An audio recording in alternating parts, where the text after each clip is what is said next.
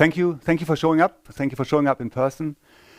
I'm here today to talk about Rust, to give you an introduction. And I'm always, when I do this talk, I'm always very honest. I am not a Rust expert. I'm not a core committer to the Rust community or anything. I'm just the person who has programmed in a number of different programming languages, commercially also. I think I counted roughly 10 or so languages that I got paid to write code in. And Rust is is the latest one that I learned and the newest one for me. So I think actually, as not a real expert, it might actually be helpful to you to get an understanding of what Rust feels like by me sharing what I went through when I discovered Rust and learned it. And I'm going to do that on some real code, as you will see later. My goal for today is that you go home and you start to think, okay, I should really do some Rust, and you download, as I will show you, how Rust works in the toolchain, and you try to write a 5-line program in Rust. I'm not sure why you are here today. I guess it is also because of that. That was the party keynote yesterday, for those of you who remember it. And Mark did say a lot of bad things about a lot of programming languages, but the one he singled out as the one that he didn't want to say anything bad about was actually Rust. And he said, it's brilliant, or something similar. It was at the beginning of the party. I'm not sure whether it's a verbatim quote, but it was roughly like that, what he said. So, is Mark alone with it? Am I alone with it? I show you the 2021 survey from StackOverflow. And this here is where Rust ended up on it. And the weird thing, I've been giving this talk for about 2 years. And when I started this talk, I had a similar slide in it, and I said, for 4 years in a row, Rust has been in that top spot, the most loved programming language. This is 2 years on, and it is still in every single edition of the StackOverflow developer survey, not journey, developer survey. Rust turns out to be in that spot. And incidentally, 6 years ago is when Rust 1.0 came out. So for the entire duration of Rust being publicly available in a 1.0 version, it has been the most loved programming language. But when we then look at what is the most popular one, which is what people actually use, you probably have started looking for it, it is down there. So it is not very widely used at the moment. This is up 2 percentage points. Last year it was at 5%, this year it's at 7%. I think that is actually okay, because one thing that people forget, or I'm not saying you do, but a lot of people forget, that a programming language doesn't have to be universal. Mark really talked about that quite nicely in the party keynote last night. Often programming languages are really good for a niche. And Rust is really, really good for a certain niche. And I think we'll probably get to a closer understanding of what that niche is in the coming 45 minutes. But it is, I'm not expecting this at least, it's going to be widespread. At the company where I work, we often write architectures that are based on microservices, lots of microservices that are backing JavaScript front ends and so on. And I don't know, I can't really see myself or one of our teams writing those microservices in a normal business application context deployed into a public cloud, Kubernetes maybe, in Rust. I don't think that is the niche for Rust. And that is, I think, why we see those numbers. And I'm not saying this is a failure. I'm just saying this is probably showing that Rust is really successful in what it does, but it doesn't mean that it is trying to be the be-all and end-all for all areas. Briefly, what do these 3 companies have in common? What do you think? I mean, there's probably a lot of things. I could do a question and you probably come up with 10 valid answers. But one answer that I'm after today is they all had a big, or have a big dependency on C-based languages. A lot of what they do is based on program code, sometimes 20, 30 years old, that is written in C. And they're all kind of unhappy about it because it is really, really hard to write good C code. I'll come back to that in a minute. So what those these companies did, they all came up with their own alternatives. Apple invented Swift, Google came up with Golang, and then Mozilla came up with Rust. I'm not really going to talk about Swift and Go, and I would even argue that they're not really competitors in many cases. So I can certainly think of use cases where I would reach for Go and not for Rust, and others where I would clearly say this is something where I would use Rust for. And to give you an idea at least, I mean, Go I think is really easy to learn, very easy to pick up, but it lacks a lot of more advanced language constructs and abstraction features. So Go is probably the language I would choose for a microservice if I had to write something in a really very performant language. It has a garbage collector also. If I'm writing something bigger and also in the embedded space maybe, or something that I think will last for the next 20 years, probably reach for a language that provides more abstraction. And Swift, yeah, I mean, I'm programming in Swift too. I would use that if I have to, which means I'm writing iOS or macOS applications. Speaking of which, I made the point that they don't like C, but that's always easy to say, right? I can say this about a 20, 30, 50,000 person company, say they don't like something. But what is it that is causing them to dislike a programming language to the point where they want to, or where they have, created their own one? These are the patch notes for a recent iOS update. And if you look at the color sync one at the bottom there, you can see in the description that it's addressing a memory problem, which is one of the biggest problems, the manual memory management that you have in C, to a certain extent also in C++. And that is causing increasingly more problematic security problems. If you then pan out a little bit, this is the entirety of the patch notes, and I've marked all the ones that have to do something with memory-related problems with this pink dot. And you can see that way more than half of them are memory-related problems. As a whole class of problems that you simply, as I will show you later, cannot run into with Rust. So that is one, not the only, but that is one of the reasons why a lot of companies feel a necessity to get away from C, because they're trying really hard. They've tried for over a decade to write secure, safe C code that manages memory well, without any leaks, without any of the other associated problems. Microsoft wrote an entire book about it, and actually in 2 editions, it's that thick. Everybody, as far as I know, had to read this at Microsoft. They have every incentive in the world to write secure code, and they're still coming up with lists that are often way longer than this one. So it is, I think, for most human beings, human programmers, it is impossible in the end, practically, to write C code that doesn't come with these issues, and that is one strong motivation. Speaking of Microsoft, they actually were quite explicit about it, if you could say so. This is an article from the Visual Studio magazine from 2019, and the title is obviously they have problems with C++ and they're looking to use Rust instead. And there's a growing number of companies, including Amazon, Facebook, the Linux kernel even, that are all allowing or looking at writing more code in Rust. And of course, with the heritage from Mozilla, which are using Rust to replace core functionality in Firefox, the interoperability between Rust and C is very good. So you can do that gradual shift from C-based languages into Rust. Microsoft didn't only say that in Visual Studio magazine. Microsoft is actually quite good with research. They had a research division and they wrote this.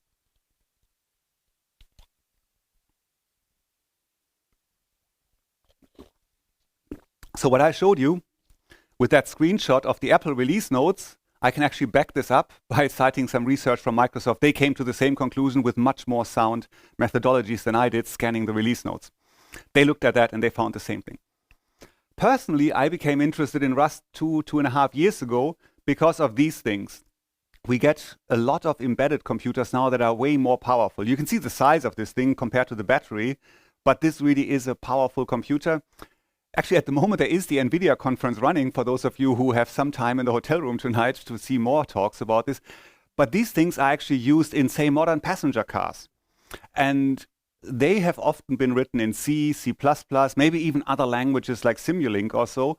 But the software in those devices is also getting increasingly more complex. And if we are making a break, if we're going away from the traditional architectures there, it is, in my opinion at least, worthwhile to look at also making the shift to a more modern programming language that has learned from the past and has avoided many of the problems. So, getting ready. That's the best thing about Rust. It's super boring. You can download something from the website, a shell script. Of course, you should inspect that shell script. You run this and it will install the Rust toolchain in your home directory. You don't even have to have permissions anywhere. You can just install it in your home directory. And after that, you have this tool, as I highlighted up there, called Rust Up, which allows you to update your Rust toolchain. So there's no fussing about, there's no weird dependencies in user local or wherever else. And it just works. So it's boring, but that's good, I would say. Similarly, boring but good is a package manager called Cargo. Here's another back reference to the party keynote. When you start out programming in Rust, Rust and cargo are not good search terms on your web engine of choice. So oftentimes you learn all sorts about things about Rust in cars and all sorts of other things that you really didn't want to know about. They're not good terms to actually search, and cargo is no exception here. But cargo is the package manager. You can see here, as you would expect, create some scaffolding, and it just works. And like so many other things in Rust, it is actually quite simple. It creates a main file that contains the entry point and this toml file, which is the package description, as you would know from other programming languages. And the main, of course, compiles into a binary. So, if you notice, this is actually IntelliJ. Normally, my go-to tool is Visual Studio Code that I use to write in many programming languages or just have installed on all the machines. I found through back and forth experimentation that the support in IntelliJ for Rust, at least for me, seems better than what Visual Studio Code is doing for now. I'm going to go back and forth for a while to see, but it is actually worth noting that IntelliJ has pretty good support. Not everything works. Some of the refactorings do work, sometimes they don't. Other refactorings that you know from Java, they don't work, but it actually works surprisingly well and has really good support. What you can see here in the package file are a couple of things that I think are worth noting.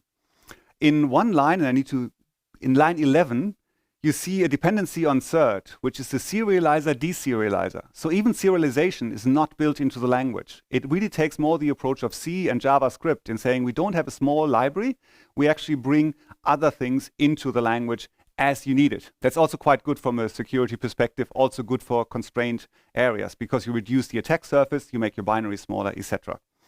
Chrono is actually the date time library. I was really surprised by this. I was like, where's the date time class? I couldn't find anything. And I was like, oh, that's an external dependency. Which one is it that I should use? There are multiple. Sometimes you have to choose a little bit. Usually these days, for the basics, it's actually quite quick to find the dominant one, the one that probably works for most people out of the box. Interestingly, you can also see that in the lines further down, in lines 12 and 13, cert itself comes with specific variants. There's a JSON version and a derived version. I leave the last one off, but even JSON isn't built into the standard serializer, deserializer. Again, keeping the library, keeping the binary small, keeping the attack surface small. If you want JSON, you say, I want the JSON part of the serializer, deserializer.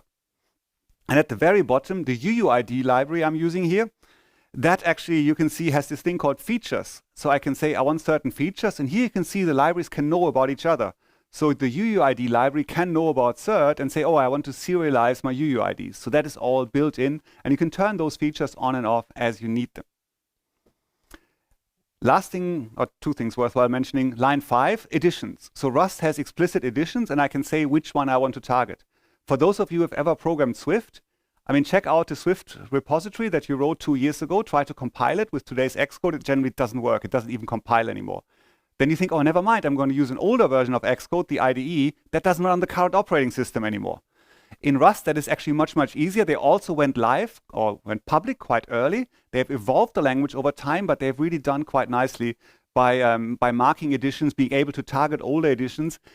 And they have even gone in a community effort to try to go through StackOverflow and other places to make sure that questions that are pertaining to older versions of the language are marked as such so that you're not misled when you end up being on them.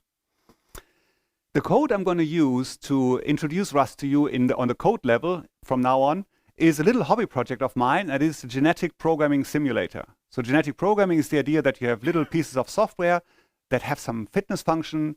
The better ones are recombined. You use some operators to merge two programs, and then hopefully you have a new one. You find out, is it better or not? It doesn't really matter so much. What you need to take away from this is basically you have a world, there's creatures running around. Those creatures eat food. If they don't eat enough food, they die. That's the whole thing. I like this idea better than showing you a Hello World example, but I can make all the points I want to make with a real code base, and I can show you something else later as well. So this is what it looks like to build something. Cargo build, as I said, boring. You can see a relatively small application does take some time. You can see the cursor ticking along here. You can also see that the dependencies are being pulled in source code. They need to be compiled. That excludes a whole class of problems that we've seen in the JavaScript world, where what is checked into GitHub in source is not what the binary is in the NPM registry. So that worked. It's not too bad, but it's not fast. At the same time, the builds are incremental. So the next time I would do this, it would be much faster because it remembers what it has compiled before. These directories can get quite big. So if you do backups, don't back up all the target directories where the binaries are in. You will store gigabytes of intermediate files. Testing, very similar, cargo test. I'm showing you the command line version. It's usually integrated in IDE. And here you saw already the incremental compile. It didn't compile the main thing, just the test. It went much quicker. The running of the test then is incredibly fast. And I must say, I am a huge fan of test-driven development, and it has never really stopped me. The compiler never felt in the way or bothering me. I'm quite sensitive to getting out of the flow, but it was usually fast enough that I could type a unit test, say, run the test, and it was within a second or two that I had the answer because of the incremental compiler. So, 15 minutes in, let's look at some real code. What are you seeing here? So this is the first bit of code. This is the world as defined in the programming simulator. You see a couple of things maybe immediately. You can see the brevity of some of the keywords. You see pub, fn, impl, u64. That is something that Rust has gone for. It is considered idiomatic in Rust, and I've started doing that as well. You can see this here in line 25. It says params instead of parameters. It's quite weird today when you come from some languages that really spell out everything, and you think that's good because it's English. They made this choice. It's the way it is. But you can see public. I mean, I like the idea of having functions as fun, as fun, but they went for something even shorter, fn only. But what you can also see is in line 15, I'm declaring a structure. For those of you who know C, that's familiar. A structure is just a data structure in memory without associated code, like not a class, just the data structure. And I could leave it at that. I could only declare the structures that you see from line 15 to 22. But what I can then do, and you can see this on line 24, I can attach an implementation to this. And that makes it roughly like a class in other programming languages. So you can see I'm saying impl world, and further up I've said there's the structure. So I'm separating the structure definition from the behavior definition. What you also see is Rust avoided the billion-dollar mistake, so no nulls really. We have options. This is like if you know Scala or some of the other modern programming languages, you're probably familiar with the concept. So this name of the world can either be a string, and then it would be some, the name of, like the content of the string, or it can be none. But it is explicit and I have to deal with it. I'm making explicit that the world can be nameless. Rust doesn't have constructors, but it has a convention for constructors. You can see this here in line 25. You usually declare a public function, a static function, like not associated to a memory structure. And you can say that that is the constructor, and you often call it new. And you can see that a couple of things are being passed in here, a name, which is some kind of str, I guess a string, I'll come back to that later, and a parameters object or parameter structure, I should better say, that is being used. And then you can see this arrow notation to see the return type is world. So this is the kind of constructor, if you will. The actual construction, though, the syntax that Rust uses is down here. You just write the name of the structure, and then in curly braces, you fill the structure. You also notice there's no return keyword. The last expression in the function, in the method, is actually what is being returned. So what we're seeing here is this constructor, to make it a function again, is actually internally using the idiomatic Rust syntax. But that is actually quite common. I didn't invent this. This is what most people do. You can see this here, for example, the random number generator or the logger. They're using the same thing. We're using new to instantiate a random number generator and a logger into which the world can write significant events. What you also see is here in those lines that Rust oftentimes has syntactic sugar to make life for the experienced programmer easier. But that can make it a bit harder for the less experienced programmer or for the newbie to Rust. So what does this mean? So the line above is clear, right? I'm initializing the world, and the name is some, and then the name that I got passed in from the outside. But params is just this keyword, right? This is just a shortcut for this. Terrain, the field in the structure, is initialized with terrain, the variable that you can see declared on line 26.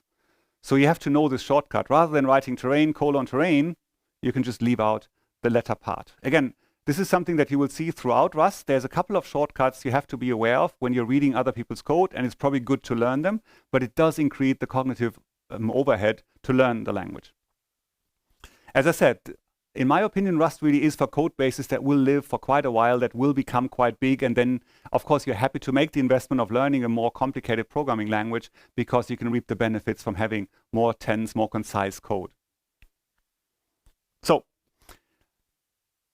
these were classes, if you will, structures. Let's look at methods. So here we see something from the world structure called do cycles. That is, do the cycles of the simulation.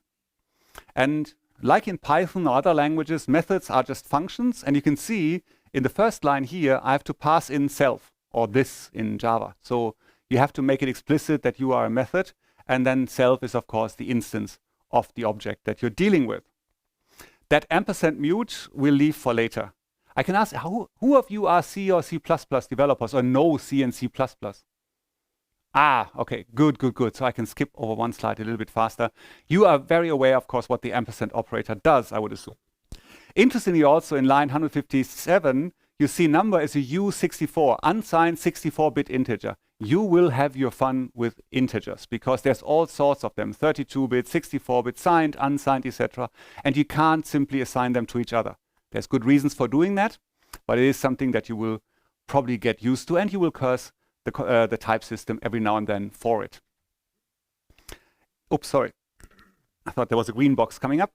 In line 158, you can see a couple of more modern features. Also, you can see the underscore in the for loop. I don't care about the variable. Normally, if I have a variable that would be unused, I would get a warning, so I can say, never mind, I don't care. You can also see the syntax for ranges there, 0.num. So ranges are, again, the first class type in Rust. And then you can see I can call another method, self do one cycle. I think everybody, if you have any programming language, you understand how this works, right? You get how many cycles you do, you iterate over them and do that. Something else. This is a function actually not from the actual code base, but from the unit tests. And oftentimes I needed to figure out how many cycles does one of these programs for the creatures take to execute, like cycles in this artificial language that the creatures run, not on the actual CPU. And so I had this function called cycle count. And I'm passing in at the second parameter the program that the creature will have, which is basically an array of instructions. So that's how the program is represented. It's just a list of instructions that the creature will cycle through. And the first parameter, or the first argument to this function, is the parameters that define the world. All sorts of parameters about the world. How large is it? What commands are available, etc., etc.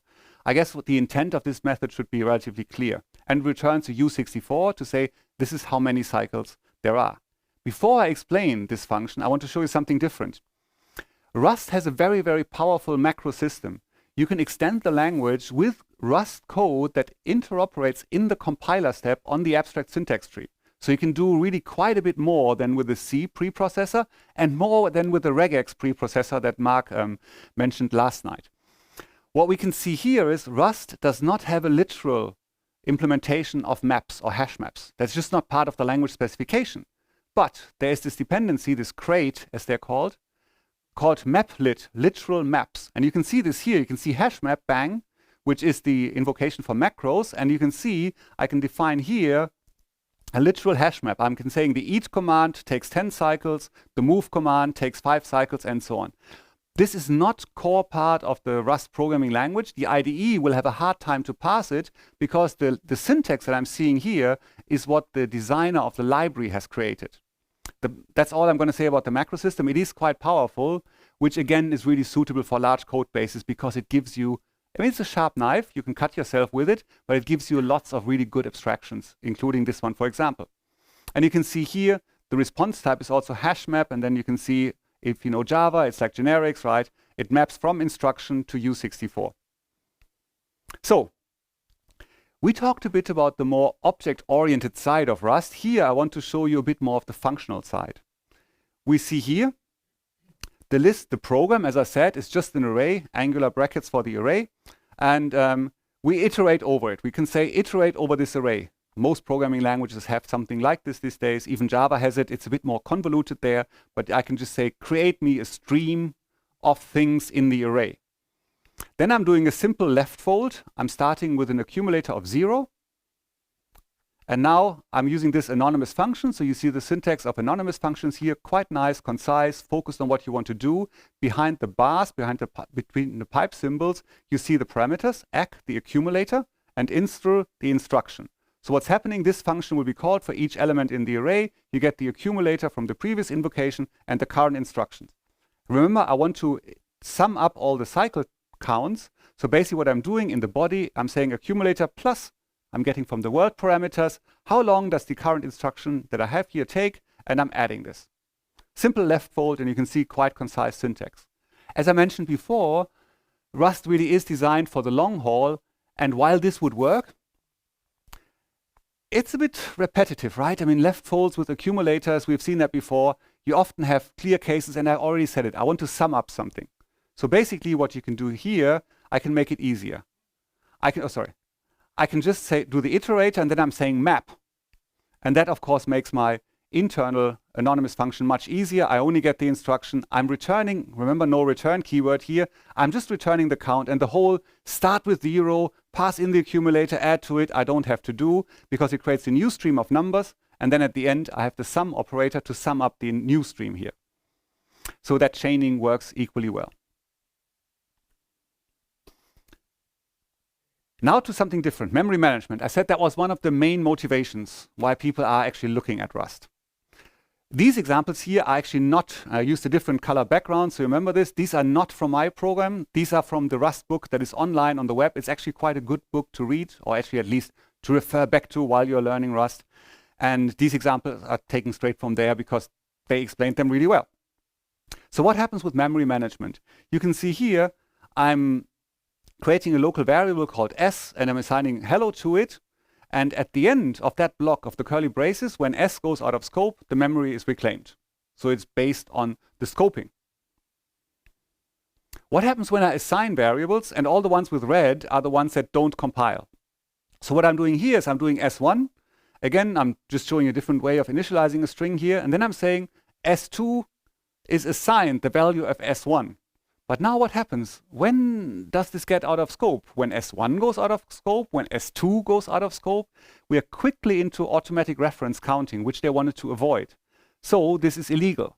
Basically, after the line where you're assigning the value of S1 to S2, you cannot use S1 anymore. And if you try to compile this program, the compiler would tell you as much. At that line, when it says print line, it will say you can't use S1 anymore. You have transferred the value to S2. And the memory held by the string will go out of scope now when S2 goes out of scope. That's a nice approach, but it really creates a big problem with functions. I mean, what am I going to do? If I pass it to a function, then I can't use S1 here, but I only want to calculate the length. How do I get ownership back? And it just would be a real mess. So what I can do instead, rather than passing the actual memory, the ownership, I can actually pass a reference to it, to that function. So in here, in the length function, as you can see another integer here, usize, which is also an integer type. I'm just returning the string length. I mean, normally you wouldn't write a function for it, but I'm trying to show this to you. So basically, at the end of the function, s goes out of scope, but s is just the reference to the string, not the string itself. For those of you who didn't raise their hands when you said you were C programmers, a very brief introduction what that actually means. This is for illustration purposes. This is not how C or C++ works. This is not how current modern CPUs work. It's just an idealized version. So this is a memory dump in light gray on the side. You can see the addresses in memory. Then you can see a hex dump of the memory and an ASCII version of it. So something like this, let message like get message. So now this message variable owns this chunk of memory. You can see this here that starts at line 674. Or memory location, right? This is the chunk of memory, and you can see on the left-hand side, done, reach the end of all worlds. That is really owned by the variable. The reference, what does that look like? If I'm putting an ampersand, all the C programmers, you know this. When I put an ampersand in front of it, I'm creating something else in memory. I'm creating a pointer in memory. And you can see this here. It actually happens to be this address, 69674, which is the address of where it's stored. So in the previous example, when the reference goes out of scope, the pink memory is reclaimed, but not the yellow memory. The yellow memory is only reclaimed and can only be owned by one variable. I can have multiple references, multiple of these pink ones pointing to it. and I can reclaim that memory. And as I said, this is not how it really works. They wouldn't be on the heap. So what we see here is a bit confusing for those of you who know C. S.lang is now a reference. It doesn't distinguish between the real thing and a reference in the syntax. You can put a dot in here rather than a pointy sign in C. It is even doubly confusing because sometimes when you have integer types, you do have to dereference them when you only have a reference. But with these objects and structures, you don't. You treat them like the real thing. So what happens here? Again, string. I'm passing it to a new function here. I'm passing a reference in. But now what this function does, the change function, it tries to change the string. And those of you who do multi-thread programming, you can already scream and think, oh my God, I'm passing references to multiple threads. They're all changing this thing. That's never going to work. True.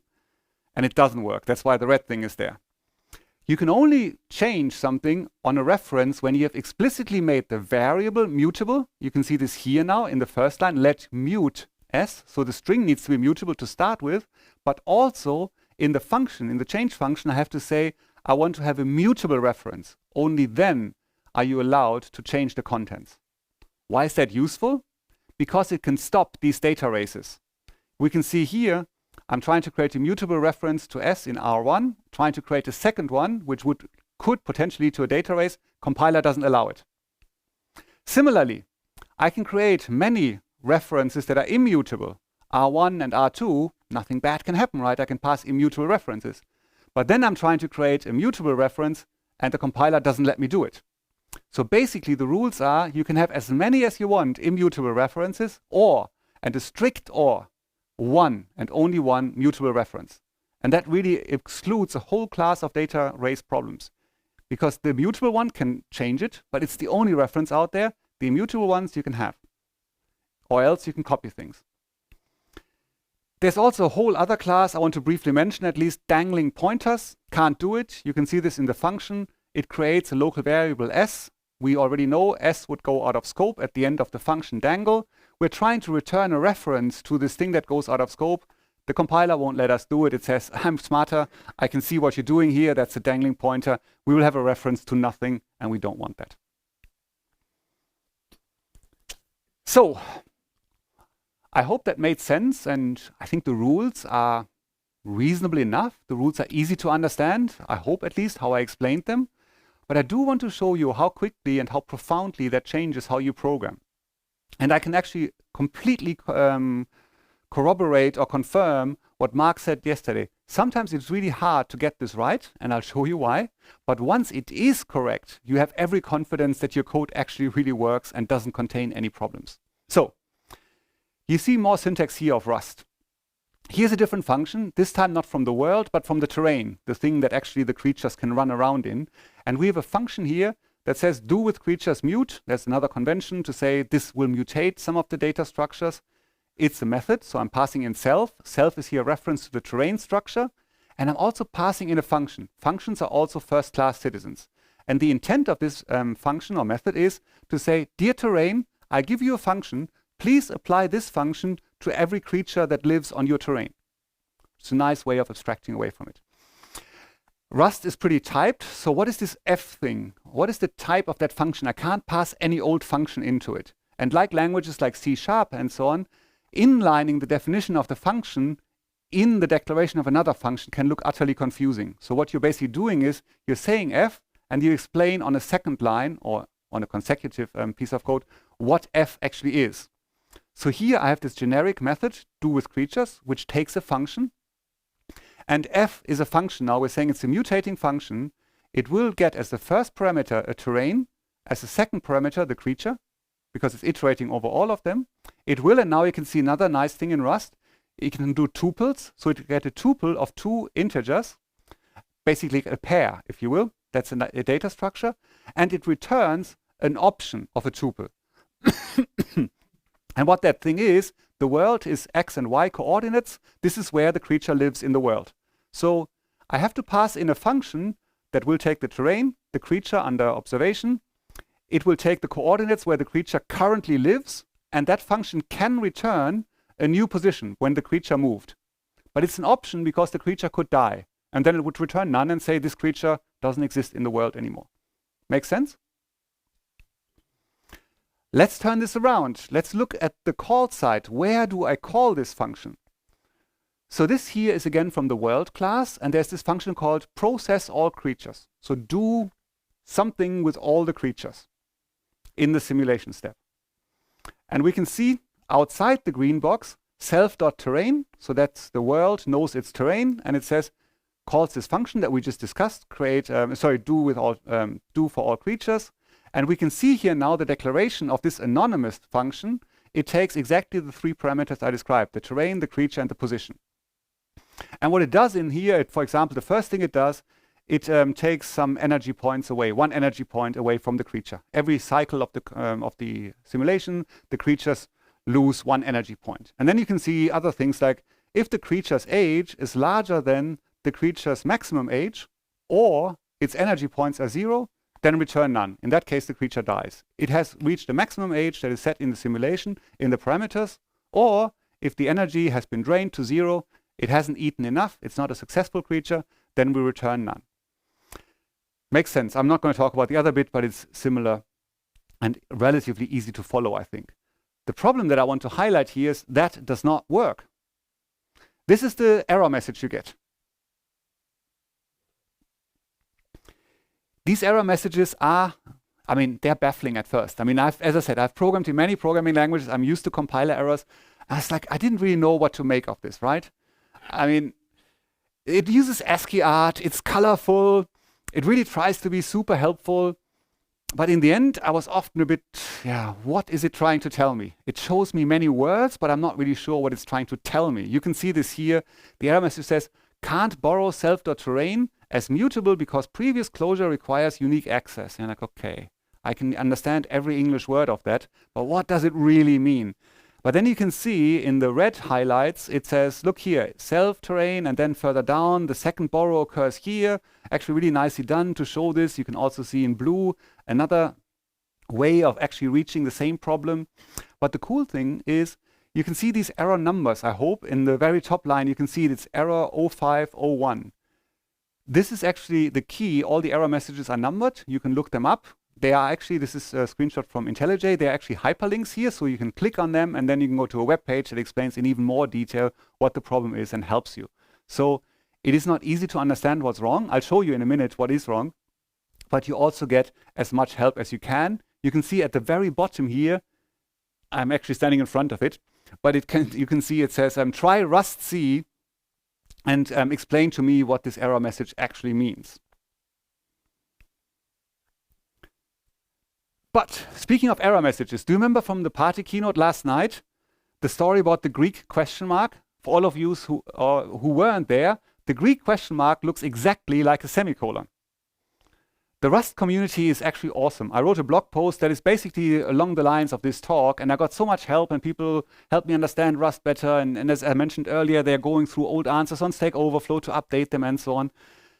And somebody noticed this thing about the Greek semicolon, the semicolon and the Greek question mark, apologies, and filed a bug, number 25957. This is like way back, like 5 years or longer ago. They filed it on the Rust programming language on GitHub in the main repository.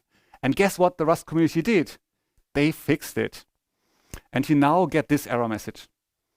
I actually did this in the hotel room last night.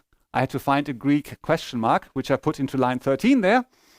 And it actually tells you the Unicode, the normal error message would be the one further up, right? It would be unknown start of token /u37e. But then the help is, hey, if you use the Greek question mark, it looks like a semicolon. Maybe you meant a semicolon. But anyway. So back to our problem. What was happening here is inside this closure, inside this anonymous function, I was using self.params.creature.maxH. And most of you probably didn't blink when you saw the code for the first time. You're like, yeah, sure. I'm in the world class. The world knows its parameters. And I just want to grab the maximum age of the creatures. And there's another reference further down. But the problem is, with the do with creatures and the terrain is mutable. So I'm actually beginning to change the world because I can change its terrain. And it says, here you have a reference to something else in the world, the params object, and you can't have that. So you have self-terrain, which is the first borrow. This is the mutable one. And remember, only one mutable one. If you have a mutable one, you can't have immutable ones. But in here in the middle, the self-params is an immutable one at the same time as the mutable one. And then you get this error message. The closure wants unique access because it's mutable, but you've tried to borrow it already. You probably didn't expect that, right, when I explained the rules and it looked all so simple, one mutable and so on, but it actually does bite you on those occasions. Once you get used to it, you realize, yeah, it actually makes sense and the fix is relatively easy. What I'm doing here is, in this method, I'm just pulling out from self into local variables the params object, because I know it's not going to change if another thread, it's not happening in the simulation, but if another thread were to change it, actually I wouldn't want that anyway. I want the parameters as they are at that moment in time. I'm pulling out in a local variable, and now inside the closure, I can actually use this. I can use the params. This one now has no problem. I don't need to borrow anything. Here the scoping is clear. The closure uses the local variable, but doesn't need anything from the world structure. It is very clear, and that is, I think, one of the few cases where Go, which has excellent these Go routines, but where they actually fumble this a little bit. Sometimes you can create situations in Go where you can create these reference in multiple threads, and it's not really clear who captured it, when, and something might change. They have made it, again, very, very explicit what you can and can't do. And the good thing is, as I said before, if it compiles, there's every chance in the world that it's actually semantically correct and won't lead to data races or memory corruption issues. Which brings me to the last major point I want to talk about, parallelism. That is something that is really hard to do. Most of the times when you're programming websites or things that run on the server, you don't care so much about parallelism because you have thousands of requests coming at you and you normally assign one thread to an operation and you're done with it. You don't really have to do multi-thread programming. The application server or the whatever you're using as the foundation for your microservice fixes that for you. You don't have to think about it. But there's, of course, a growing class of problems. And again, think about the niche that Rust is targeted, large applications, maybe embedded, where you actually have to be explicit about multi-thread programming. And with all the memory management, with the borrow checker that I talked about, with the data race avoidance and so on, it makes it really easy. What we can see here is a function from somewhere else, which says run several of those simulations at the same time. And if you do machine learning, you've probably come across this notion of hyperparameters, like the parameters with which you initialize the simulation. I've shown you on a number of occasions this params object that had things like the world size, the instruction count I showed you. But when you're running a simulator, you often don't know what those hyperparameters should be. You don't know, is it good if the world is 100 by 100 or 50 by 50, because it has different impact on locality, on where these creatures run around and so on. So oftentimes what you do is to determine those hyperparameters, you use an algorithm at another level. You can do a Monte Carlo simulation. You just randomly choose some hyperparameters, put them in a simulation and see what happens, or you do some other more, like hill climbing, some other more algorithms to actually find this out. But the idea here really is run multiverse is the idea to run many of those simulations. The simulations themselves, and I'll come back to that in a minute, are quite fast. So I did not make them multi-threaded. It also didn't make much sense because the creatures, they do so little. And then the coordination for multiple threads with accessing memory would be so expensive that it didn't make any sense. So each simulation runs in its own thread. But if I want to run 10,000 simulations, of course I can use my CPU cores and assign a simulation to each CPU cores. What I basically have here at the top, I have a function called the world function, which when I invoke it, it takes no parameters. When I invoke it, it returns a new world, an empty world with a set of parameters as the simulation wants it. And you can see here, I can actually inline the function declaration. I don't have to do it as I showed you in the other example where I'm saying f, and then in the next line I'm saying what f is. And you can also see a little bit further down in line 25, typical convention, constants are all uppercase num threads. So on this machine, there was an 8-core machine that I did this example on. I defined it as 7. I wanted one thread to, I don't know, browse the web while I was running the simulation in the background. So basically it iterates over each, over the number of threads it wants. And then what it does, it actually spawns in that line, as you can see in line 26, it spawns a new thread. And what I'm doing here is I'm passing in, again, an anonymous function. These double bars are nothing special. They're just an empty parameter list. I'm not passing any parameters to this function. I'm passing a function that takes no parameters. And then you can see this function is now executed in the thread. So on this machine, this loop, thread number of threads is 7. So it iterates 7 times and spawns 7 threads. And each thread then runs as many times as it needs over the simulations, and then runs the world with the thread number, the simulation number, and the world function. And here you see I'm invoking the world function. So I'm calling it, the return value is a world. So run world basically gets the world and it runs it in its own thread. And there's actually zero problem at all. Because of the way how Rust is designed, it just worked out of the box. I actually didn't tell you that yet.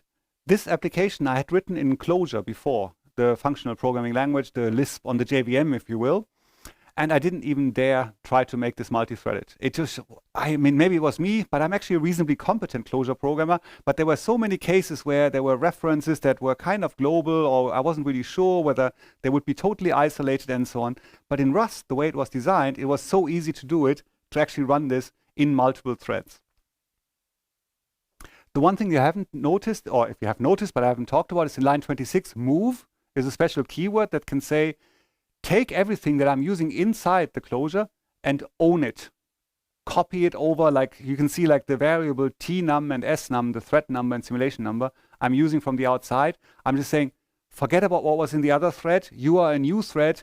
These are your copies. They have nothing to do with the outside world anymore. This is, of course, important because otherwise, if you think about it, if I could have tnum and I would make it mutable, I could change it in the thread and I would have a data race problem again.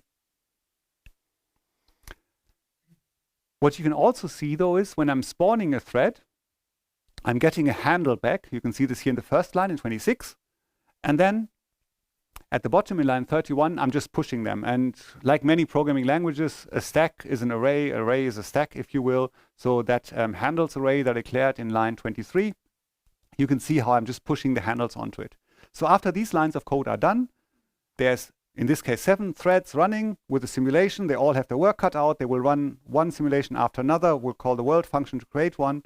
And I have an array with access to the threads. What do I do as a good programmer? I don't just, I mean, how do I continue? These threads are running in the background. What do I want to do? How do I clean up when everything ends? So I need to join back the threads.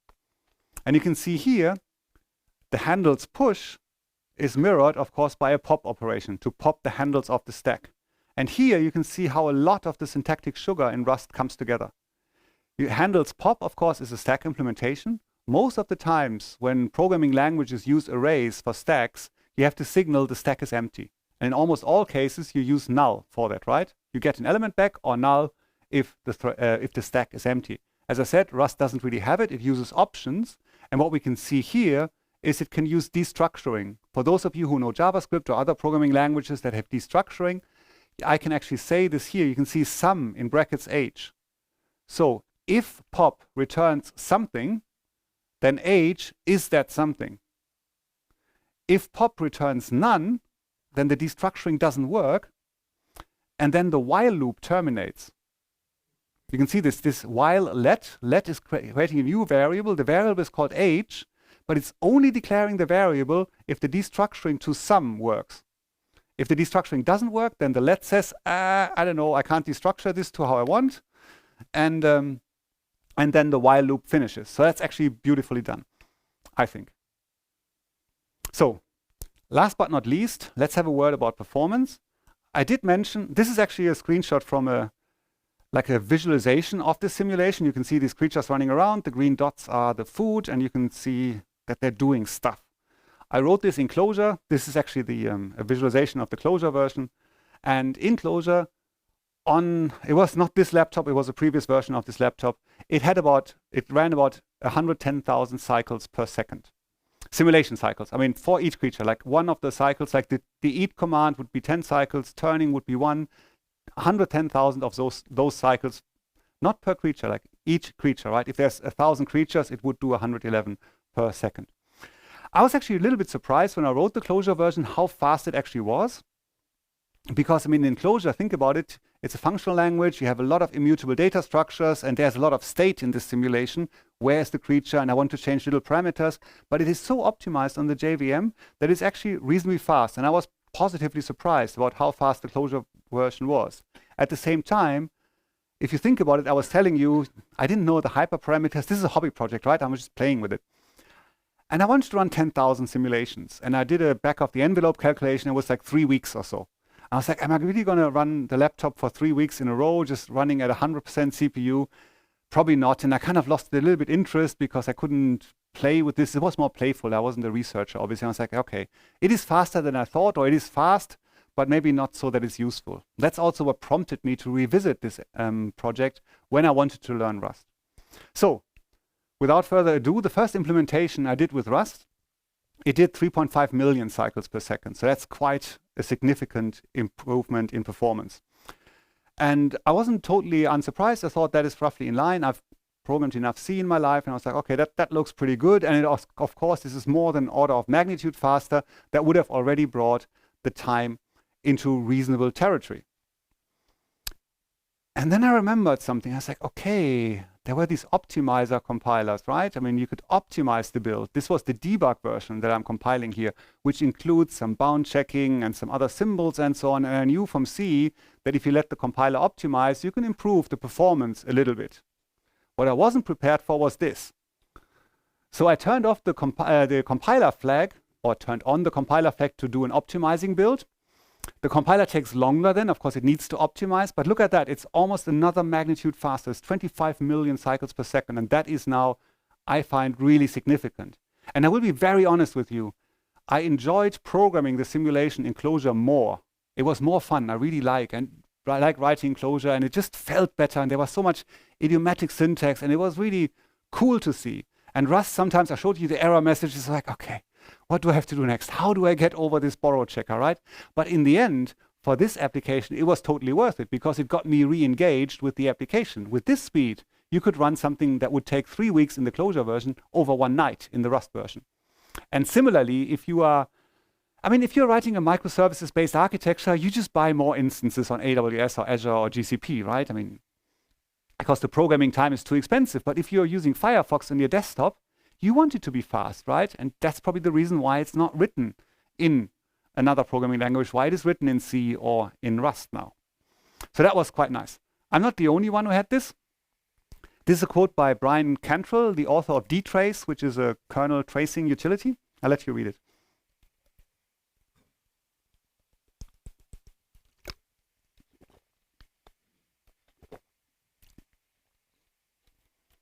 So that completely mirrors my experience.